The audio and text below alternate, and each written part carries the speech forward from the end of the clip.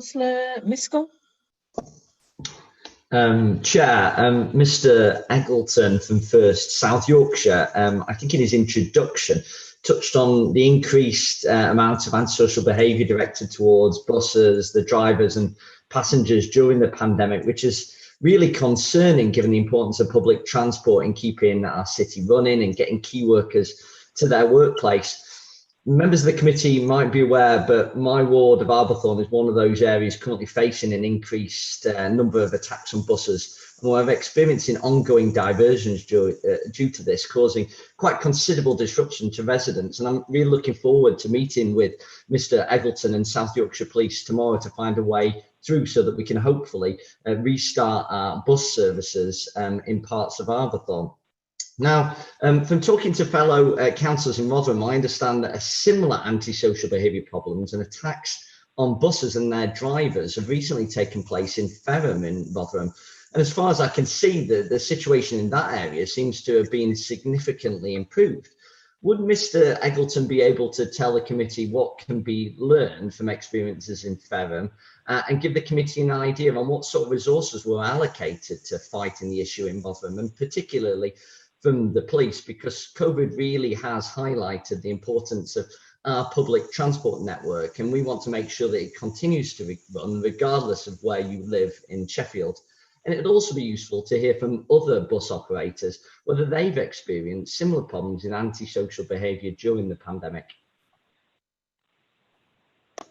Yes, certainly. Thank you, Chair. Thank you, Councillor Miskell. The Rotherham experience was very similar to that Councillor Cairn will probably remember up in Firth Park a number of weeks ago as well.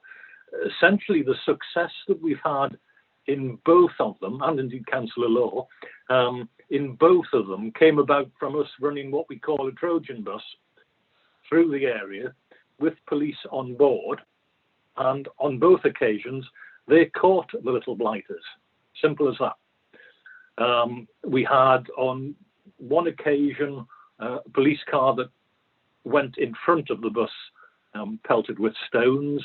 We had one of our drivers shot at with an air gun pellet, and it was quite a sight seeing 3 police officers go herring off into the night and come back with 3 arrests being made.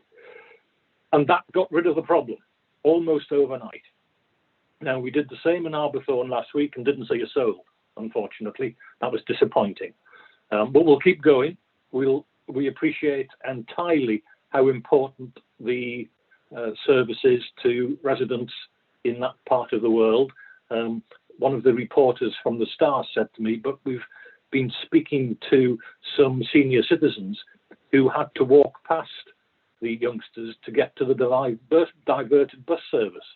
And what have you got to say to that, Mr. Eggleton? Well, yeah, of course, but nor do we want our drivers and passengers under threat of what could be a severe injury if a brick goes through the window and hits you on the head. We don't want to go there. So we'll see where we get to tomorrow. I think South Yorkshire Police are doing their best with the resource that's available to them. But of course, we're ever so grateful for any pressure your good selves can point in the right direction to assist us to resolve that situation as quickly as possible. And the meeting with the developer tomorrow will be of great assistance, I suspect.